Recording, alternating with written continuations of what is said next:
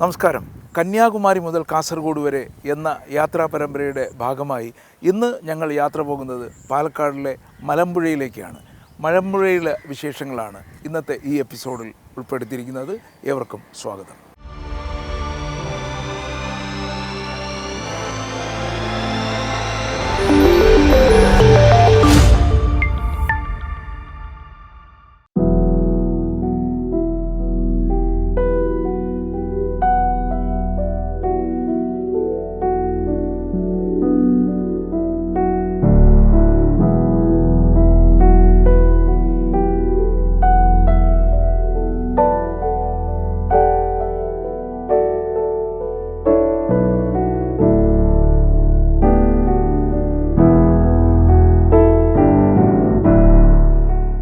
ഈ പുറകിൽ കാണുന്ന മലയുടെ പേരാണ് കുറുമ്പാച്ചി മല.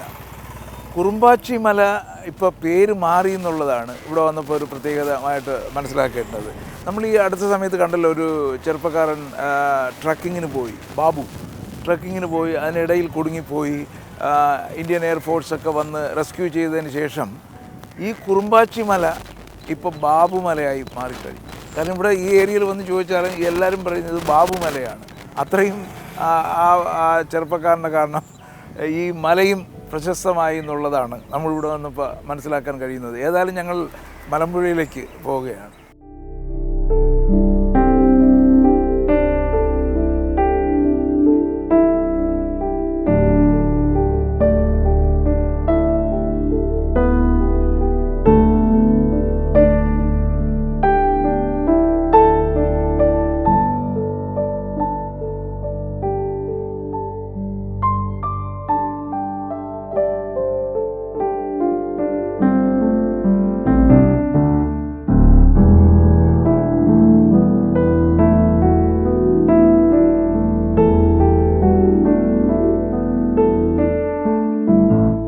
നമ്മൾ കൽപ്പാത്തിയിൽ നിന്നും മലമ്പുഴ ഡാമിൻ്റെ സ്ഥലത്തെത്തിയിരിക്കുകയാണ്. നമുക്കിവിടെ നിന്ന് നോക്കിയാൽ തന്നെ കാണാം, വാക്ക് വേ കാണാം, റോപ്പ് വേ കാണാം, മലമ്പുഴ ഡാമിൻ്റെ ഷട്ടറുകളും കാണാം.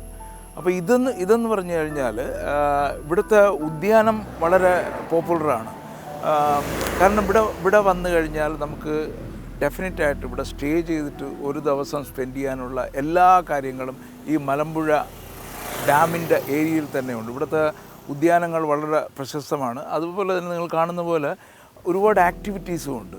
അപ്പോൾ ഈ മലമ്പുഴ വന്നു കഴിഞ്ഞാൽ ഒരു ദിവസം നമുക്കിവിടെ മൊത്തം സ്പെൻഡ് ചെയ്ത് ഫാമിലിയായിട്ട് വന്ന് ശരിക്കും അടിച്ചു പൊളിച്ചിട്ട് പോകാവുന്ന ഒരു സ്ഥലം തന്നെയാണ്. പക്ഷേ ഇവിടെ കയറുന്നതിന് മുമ്പ്, ഈ റോപ്പ് വേയിലൊക്കെ കയറുന്നതിന് മുമ്പ് ഞങ്ങളിതിൻ്റെ തൊട്ടടുത്ത് തന്നെയാണ് കവ ഐലൻഡ് എന്ന് പറയുന്ന ഒരു സ്ഥലമുണ്ട്.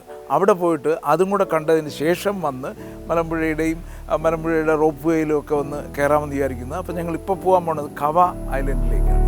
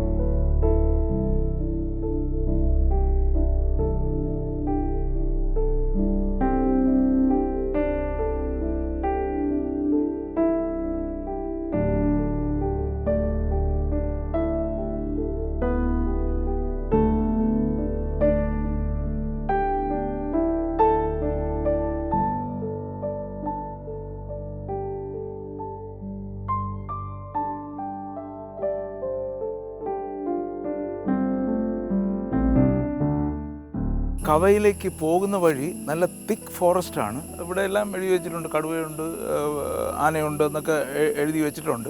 പക്ഷേ ഈ മരങ്ങൾ കണ്ടോ, ഈ കാട്ടു മരങ്ങൾ അത് വളർന്നിരിക്കുന്ന ഒരു രീതിയുണ്ട്.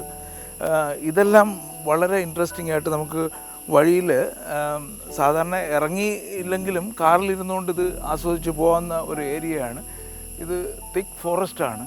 ഈ ഏരിയ മൊത്തം കാരണം വന്യമൃഗങ്ങളുള്ള ഒരു സ്ഥലം കൂടിയാണ് ഈ ഇതിലേക്ക് പോകുന്ന വഴി, കവയിലേക്ക് പോകുന്ന വഴി.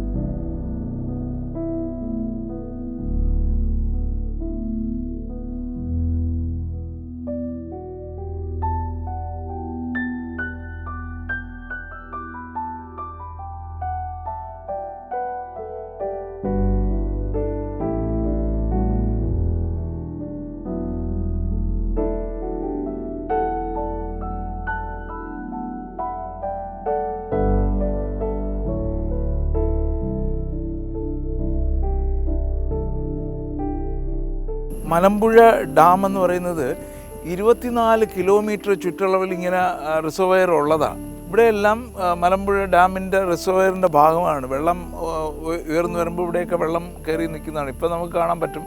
വെള്ളം കുറവായതുകൊണ്ടാണ്, കുറച്ച് സ്ഥലത്ത് മാത്രമേ ഉള്ളൂ. ഇനി മഴ പെയ്ത് വരുമ്പോഴത്തേക്കും മൊത്തം ഇതെല്ലാം നിറഞ്ഞു നിൽക്കുന്ന ഒരു അവസ്ഥയാണ്.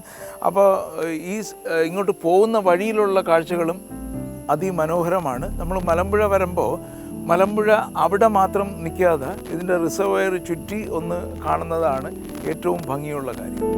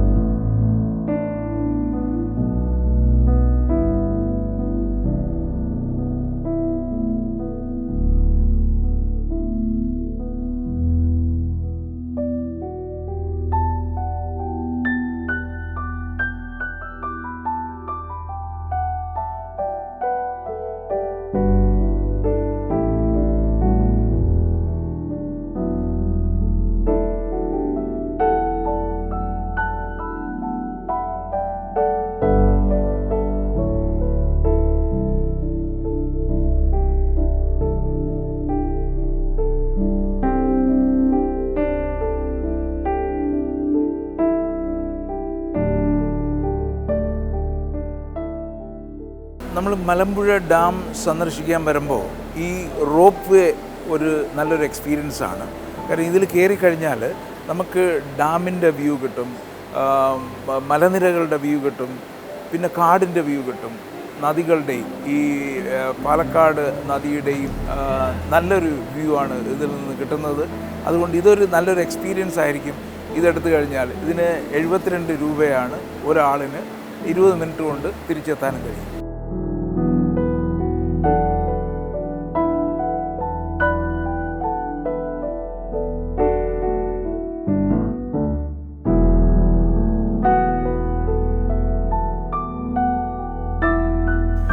ഇവിടെ വന്നു കഴിഞ്ഞാൽ ഏറ്റവും നല്ല ഒരു എക്സ്പീരിയൻസ് ആണ് ഇതിൻ്റെ ഗാർഡൻ എന്ന് പറയുന്നത് തന്നെ. ഇവിടെ നിന്ന് നോക്കിക്കഴിഞ്ഞാൽ ഇതിൻ്റെ മുകളിൽ കൂടെ പോയി കഴിഞ്ഞാൽ നമുക്ക് കാണാൻ കഴിയുന്നത്, നമുക്ക് ഈ മലമ്പുഴ ഡാമിൻ്റെ സ്ട്രക്ചർ മൊത്തം കാണാം. ഇത് ഓപ്പൺ ചെയ്യുന്ന എല്ലാം കാണാം. പക്ഷേ ഇപ്പോൾ വെള്ളം കുറവായതുകൊണ്ട് ഇത് ക്ലോസ് ചെയ്തിരിക്കുകയാണ്. നമുക്കിതിൻ്റെ മുകളിൽ പോയി കഴിഞ്ഞാൽ മലനിരകളും കാണാമെന്നാണ് പറയുന്നത്. അപ്പോൾ ഇതിൻ്റെ അങ്ങേയറ്റം എത്തുമ്പോൾ 10 മിനിറ്റ് ഇവിടെ നിന്ന് അങ്ങേയറ്റത്ത് പോകാനും 10 മിനിറ്റ് അവിടെ നിന്ന് ഇങ്ങോട്ട് വരാനുമാണ് സമയമെടുക്കുന്നത്.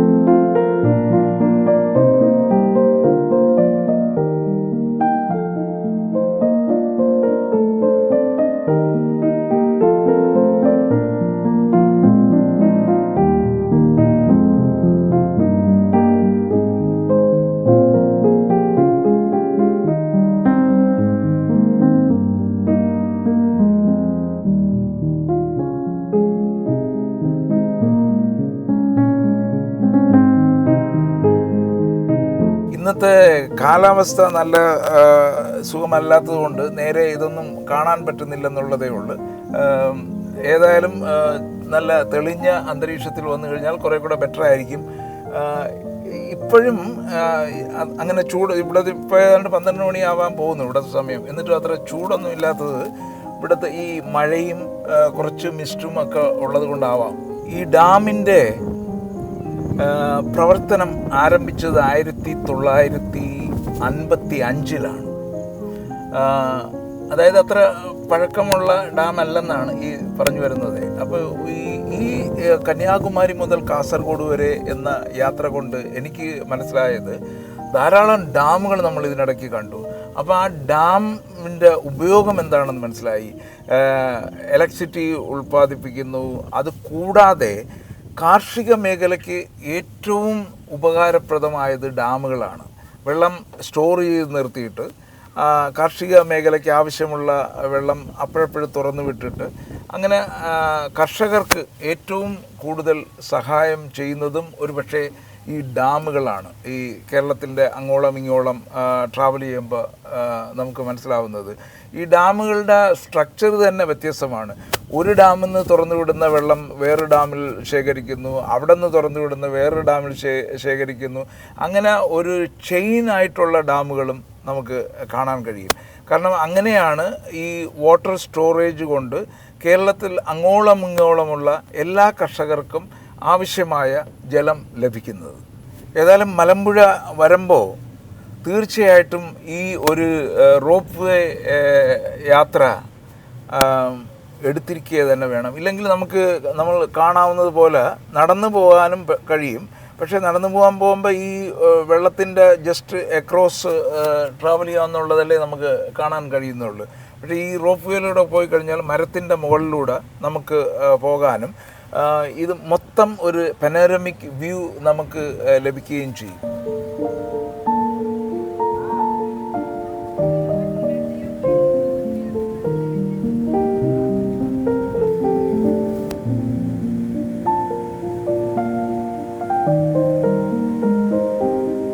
ഇപ്പോൾ നമ്മൾ മലമ്പുഴ നദിക്ക് മുകളിലോട്ട് വന്നിരിക്കുകയാണ്. മുകളിൽ വന്നു കഴിഞ്ഞാൽ ഈ ഫോറസ്റ്റിൻ്റെ ഏരിയയാണ്. നമുക്ക് കാണാം സൈഡിലും താഴെയുമെല്ലാം മരങ്ങളാണ്. മാത്രമല്ല ഈ വെള്ളം പല സ്ഥലങ്ങളിൽ നിന്ന് വന്ന് സ്റ്റോർ ചെയ്യുന്ന സ്ഥലങ്ങളും കാണാം. ചെറിയ അരുവികളിൽ നിന്ന് വരുന്ന വെള്ളമാണല്ലോ ഇവിടെ സ്റ്റോർ ചെയ്യുന്നത്.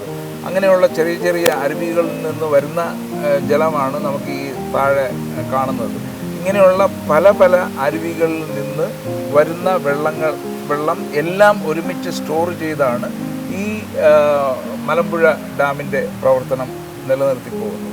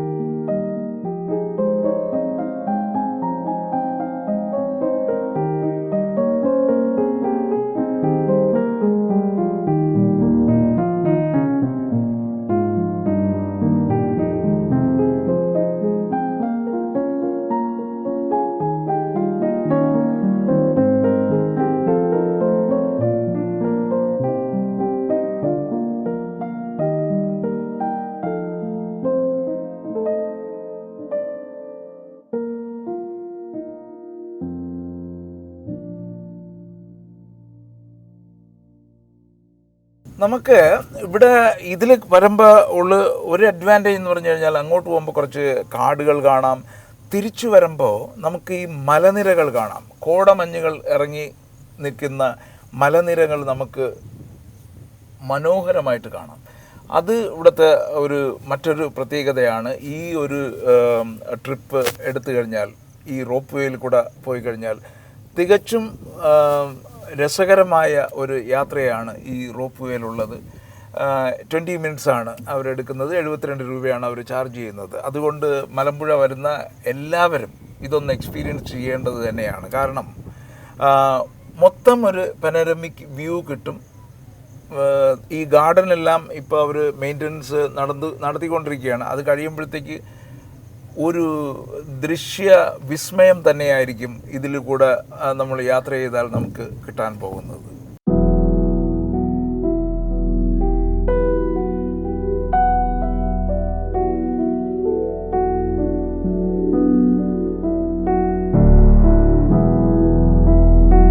ഏതായാലും ഞങ്ങളിതിൻ്റെ റോപ്പ് വേയിലൊരു ട്രിപ്പ് എടുത്തിട്ട് വന്നിരിക്കുകയാണ്. 20 മിനിറ്റാണ് എടുത്തത്.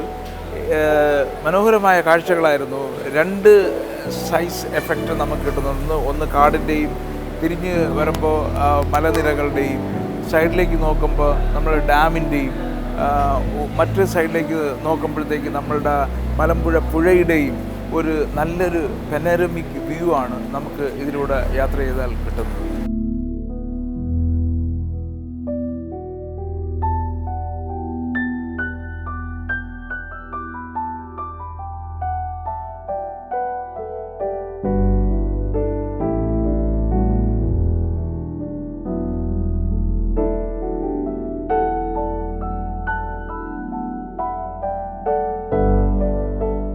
ഞങ്ങൾ കന്യാകുമാരി മുതൽ കാസർഗോഡ് വരെയുള്ള വിവിധ ടൂറിസ്റ്റ് സ്പോട്ടുകളാണ് കണ്ടുകൊണ്ടിരിക്കുന്നത്.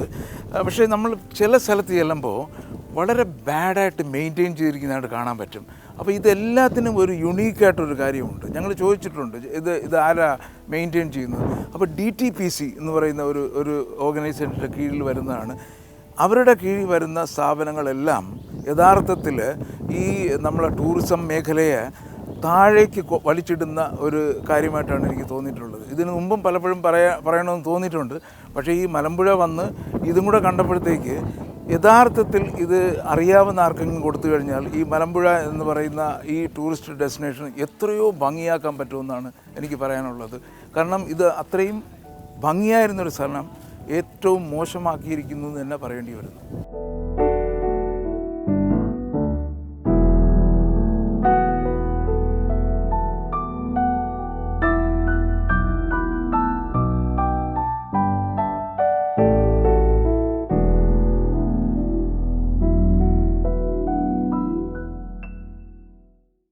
നമ്മൾ മലമ്പുഴ ഡാമിൻ്റെ റിസർവയർ ഏരിയയിലാണ് നിൽക്കുന്നത്.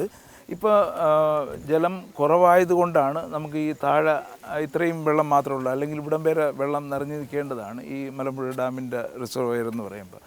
പക്ഷേ നമുക്കിവിടെ വരുമ്പോൾ ഈ റിസർവയറിൻ്റെ ഭംഗി മാത്രമല്ല, നമുക്ക് ബാക്കിലോട്ട് നോക്കിക്കഴിഞ്ഞാൽ ആ മലനിരകളും അതിൻ്റെ കോടമഞ്ഞ് വന്ന് നിൽക്കുന്നതും എല്ലാം ഒരു ഫീല് നമുക്ക് എത്രത്തോളം ഇത് ക്യാമറയിൽ എടുത്താലും കിട്ടുമെന്ന് എനിക്ക് തോന്നുന്നില്ല. നിങ്ങൾ ഇവിടെ വന്ന് നിന്ന് എക്സ്പീരിയൻസ് ചെയ്താൽ മാത്രമേ അതിൻ്റെ ഒരു ഫീല് നമുക്ക് കിട്ടത്തുള്ളൂ. എന്നിരുന്നാലും ഇത്തരം സ്ഥലങ്ങളും നമുക്ക് വിസിറ്റ് ചെയ്യണം എന്നുള്ള ഒരു ആഗ്രഹം കൊണ്ടാണ് നമ്മളിതെല്ലാം വീണ്ടും വീണ്ടും പറഞ്ഞുകൊണ്ടേയിരിക്കുന്നത്.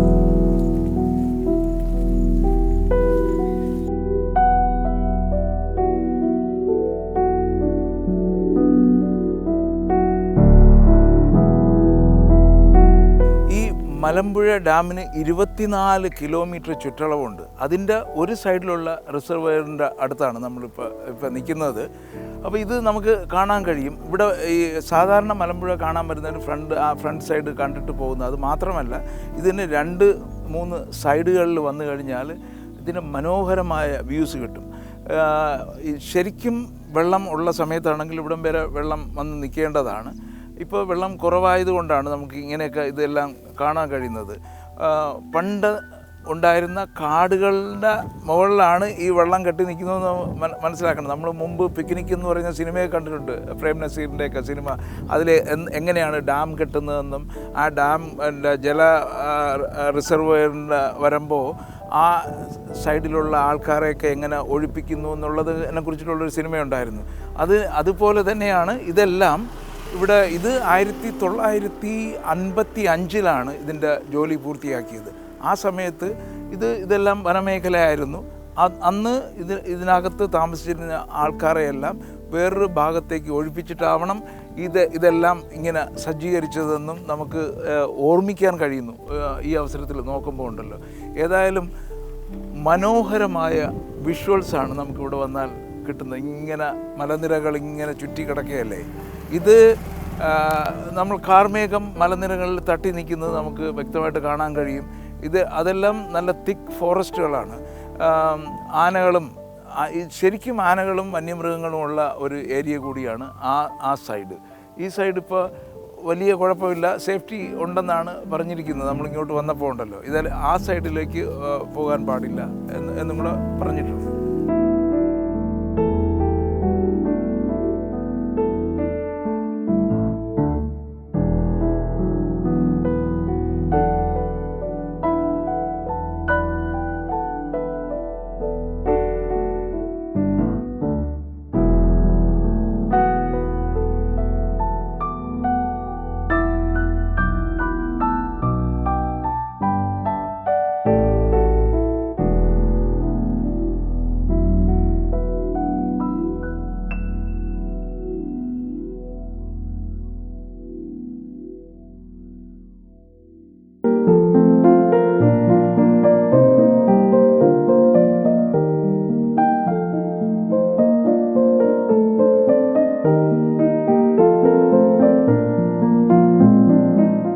മലമ്പുഴ റെക്കോർഡ് ചെയ്തതിന് ശേഷം പാലക്കാട് ടൗണിൽ വന്നിരിക്കുകയാണ്. ടൗണിൽ വന്നപ്പോൾ ഞങ്ങൾ ഉച്ചയ്ക്ക് ഫുഡ് കഴിക്കുന്ന സമയമായി. അപ്പോൾ എൻ്റെ ഒരു സുഹൃത്ത് പറഞ്ഞു, ഇവിടെ ടോപ്പിൻ ടൗൺ എന്ന് പറഞ്ഞ റെസ്റ്റോറൻ്റ് ഉണ്ട്, നല്ല ഫുഡ് കിട്ടുമെന്ന് പറഞ്ഞു. അപ്പോൾ അവിടെ വന്നിരിക്കുകയാണ് ഉച്ചയ്ക്ക് ഊണ് കഴിക്കാനായിട്ട്. അപ്പോൾ ഇതൊരു വളരെ ഫേമസ് ആയിട്ടുള്ള റെസ്റ്റോറൻ്റാണ് ടോപ്പിൻ ടൗൺ എന്ന് പറയുന്നത്. അപ്പോൾ ഏതായാലും ഊണ് കഴിച്ചു നോക്കട്ടെ, എങ്ങനെ ഉണ്ടെന്നറിയാം.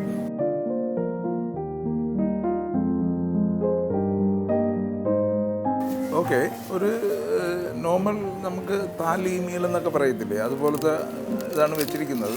ഇവിടുത്തെ നമ്മൾ ഇപ്പോൾ ഫുഡെല്ലാം വന്നു കഴിഞ്ഞു. പാലട പ്രഥമനും വന്നു, തൈര് വന്നു, എല്ലാം വന്നു കഴിഞ്ഞു. ഇവിടെ സദ്യ ആണെങ്കിൽ നമുക്ക് നേരത്തെ ഓർഡർ ചെയ്യണം. അതിലാകുമ്പോഴത്തേക്ക് എല്ലാം പരിപ്പെല്ലാം കാണുമെന്ന് പറഞ്ഞു. ഇത് നോർമലി ഇവിടുത്തെ മെയിൻലി അവർ സാമ്പാറാണ് ആദ്യമേ ഉപയോഗിക്കുന്നതെന്നുള്ളതേ ഉള്ളൂ.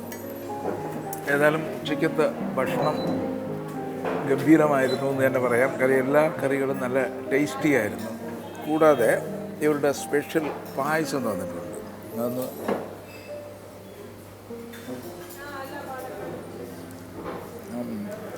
അടപ്പായസമാണ്. ഇവരിവിടെ ഉണ്ടാക്കിയ അടയിലുണ്ടാക്കിയ പായസം എന്നാണ് വന്നപ്പോഴേ പറഞ്ഞതുണ്ടല്ലോ. അത് സ്പെഷ്യൽ പായസമാണെന്ന് പറഞ്ഞു. അതുകൊണ്ട് ഏതായാലും നല്ല ടേസ്റ്റി ആയിരിക്കുന്നത്.